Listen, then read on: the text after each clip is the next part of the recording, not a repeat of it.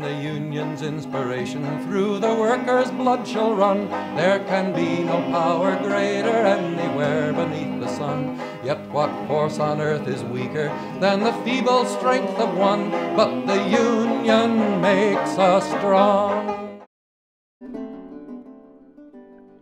In the Dominican Republic,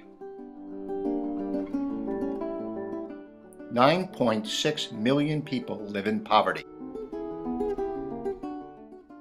It is one of the poorest countries in our hemisphere. 1 in 6 live in extreme poverty. Far away from the tourist hotels, where vacationers relax in the sun, the average Dominican worker earns $172 a month, or $2,000 a year.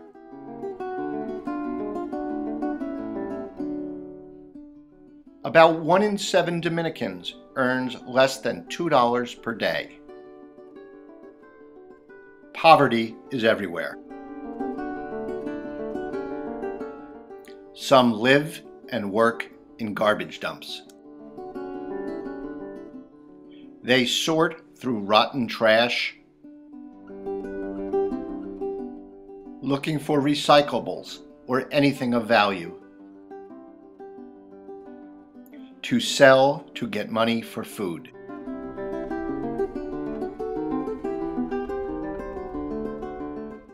For them, it's a life of desperation and despair.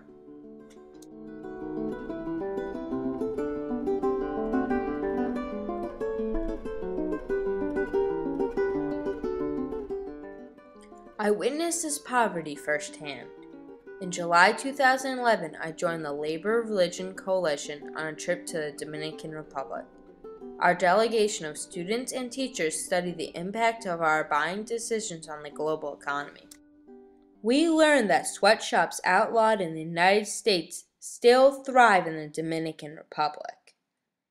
In steaming hot factories, out of sight of vacationing Americans looking for fun in the sun, many Dominican workers are exploited by big American companies.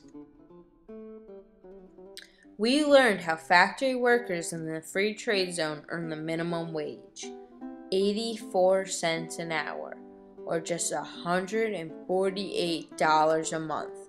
A typical work week is 56 long hours. It is virtually impossible for these workers to pay for their children's education, buy enough food to eat, or go to the doctor if they need one. It's a side of this beautiful island most tourists never see, and don't think about as they relax and work on their tans.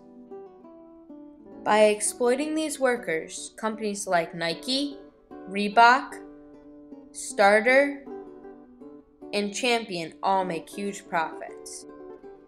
They sell $2.5 billion worth of college apparel each year, much of it to students. You know those $20 baseball caps that most kids wear? Retailers like Dick's or Sports Authority keep about half, or about $10. About $1.50 goes to colleges and universities in licensing fees. The caps cost Nike or Reebok about $6 to make, and they earn about $3 in pure profit. The factory worker gets about 8 cents a cap. Most Niskuna students don't have a clue. They admit they don't think about who made the clothes they wear or under what conditions. No, I haven't. No, not really. Kind of? I know that a bunch of little Asian kids making clothes. Not really. Not really. No. Probably China. No. No. Kind of, but not really. But at the Alta Gracia factory, an inspiring project is offering a ray of hope. Alta Gracia is a unionized, fair trade apparel company, the only one of its kind in the third world.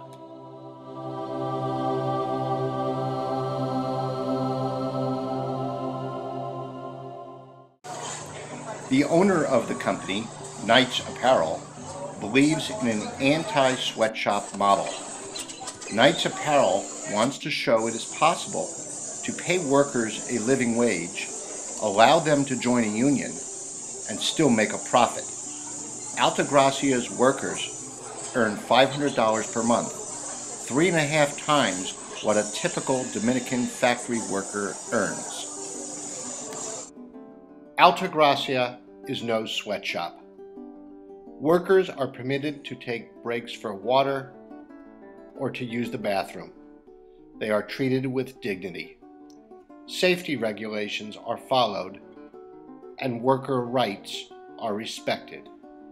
Alta Gracia welcomes international monitoring.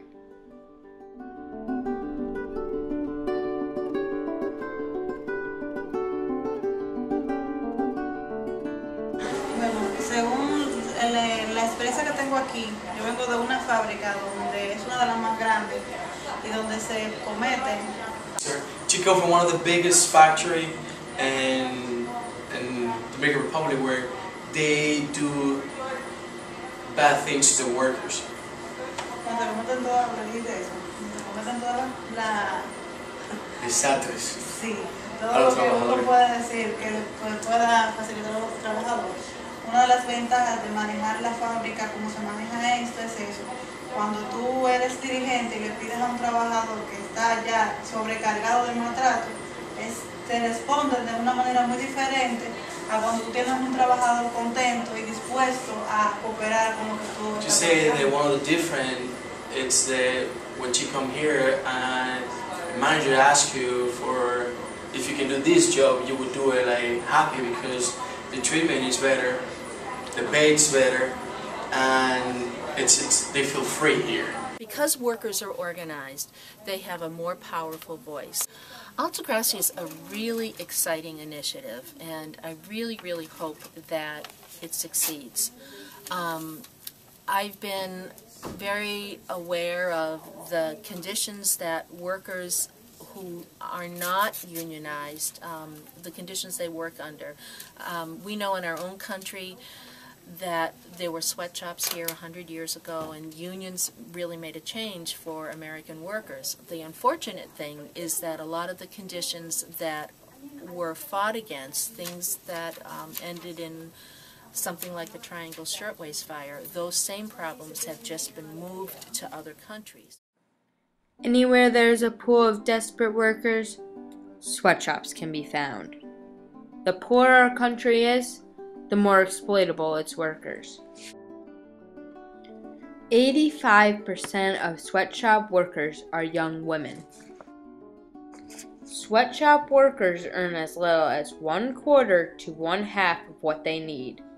They don't earn enough for basic nutrition, shelter, clothing, education, and transportation. In order to meet the basic nutritional needs of their family, sweatshop workers spend 75% of their income on food. As part of her work with the New York State Labor Religion Coalition, Ann Kelly fights against sweatshop conditions across the globe. An activist friend in Bangladesh was recently arrested and tortured for advocating for the rights of garment factory workers who were laboring under inhumane conditions. And when the minimum wage went up to 22 cents an hour, that's what workers are getting there. And that's a wage that does not even cover the basic needs of one individual, let alone a family. The government cracked down on the labor union organizers. So you contrast those families in Bangladesh who are literally, their children are malnourished because their workers are not getting paid a living wage, with what's happening in Alta Gracia. It's really exciting. Where there is hope in a land of despair, we must ask ourselves, how can we make a difference by supporting projects like those in Alta Gracia? Alta Gracia manufactures apparel for more than 400 colleges and universities in the United States. Alta Gracia workers make t-shirts, hoodies, and sweatshirts, using fair trade principles such as fair pay and ethical treatment of workers. They turned the model upside down and they said, we're going to start with the worker.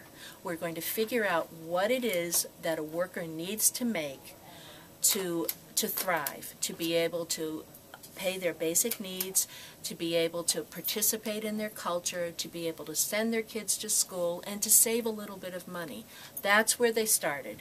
And then from that point, they added on the costs and figured out what the end price would be for a t-shirt. And I think it's about $1 more a shirt. But it's a fair price, and the workers in Alta Gracia are getting paid 3 times the minimum wage. And they're thriving. And the exciting thing for me is that young people on college campuses are fully embracing this model. And there are hundreds of college campuses, college bookstores now, that sell Alta Gracia. It's really inspiring to me that the workers there have a union, that they earn a living wage, not just the wage that the employer could offer in that setting.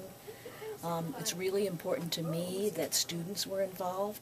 So one of the things we try to do, because we work with the state campuses across New York, is we try to encourage their bookstores to offer Alta Gracia products, and you can find all the Alta Gracia products if you go to the campus bookstore. Like, here's one for University at Albany. Students like us can make a difference. When we shop for our college gear, we can look for a union label, or even better, an Alta Gracia label. The label even shows you which proud Dominican worker made your college t-shirt. The choice is ours, allowing desperate poverty to continue in the third world. Or we can join other colleges, universities, and high schools that support fair treatment of garment factory workers. I'm sure that other schools, when they hear about this, will do the same thing. Hopefully Niskayuna too.